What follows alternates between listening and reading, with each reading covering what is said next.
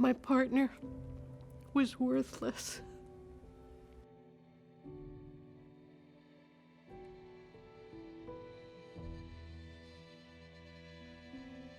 My life partner was Shirley Lamb, and we were together for nearly 25 years.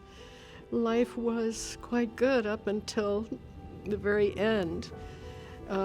Shirley was a very vibrant person, a person who absolutely loved life, loved gardening. She was an activist for women who were abused, for children who were abused. She would speak for the NDP at the time and say, yes, we need to get things in order to help people who were poor. And she just loved people and loved being out, and she loved her arts, she loved her gardening, she loved her birds.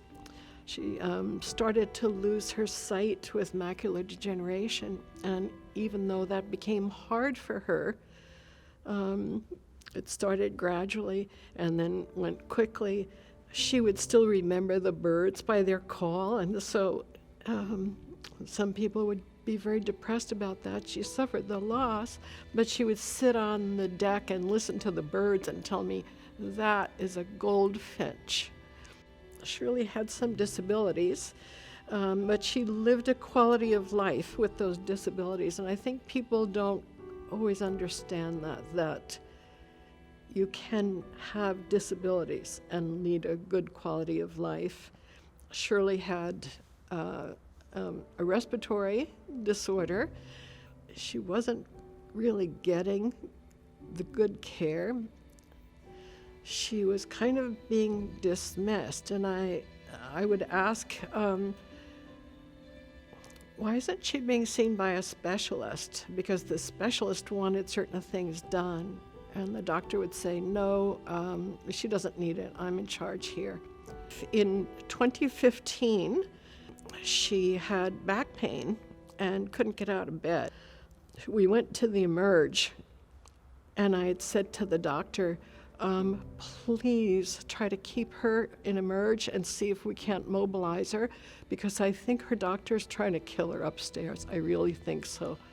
The doctor agreed that he would do that, and the doctor who ended up ending her life insisted she be admitted. She was in critical shape because of the alterations, the mishandling and the deliberate mishandling of the oxygen.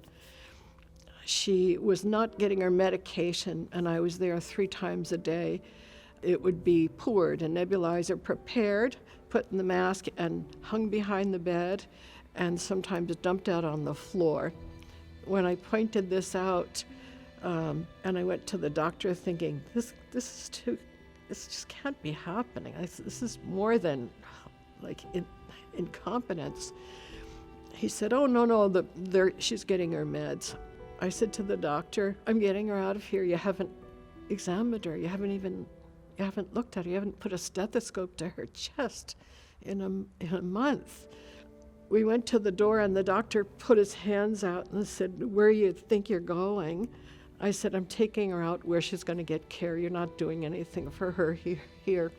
It was the most bizarre situation I've ever been in, and I'm a nurse. I'm a nurse with 2 masters and a doctorate in nursing.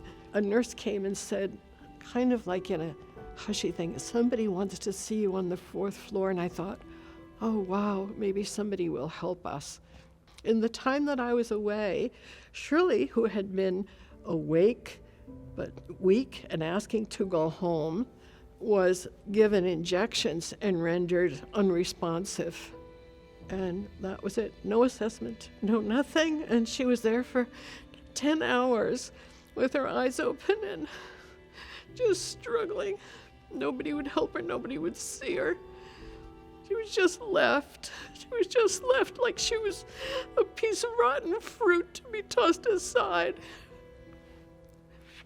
And she died in that hospital after begging to go home. This has to change. I went to try and get a lawyer. Nobody would help. I went to the RCMP and they kind of mocked me. They said, "You think a doctor would hurt somebody?"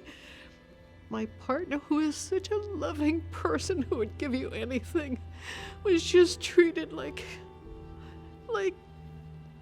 she didn't count at all, like she was worthless. I'm here to say, somebody's got to help us. Learn more and petition your MLA at intheirname.ca.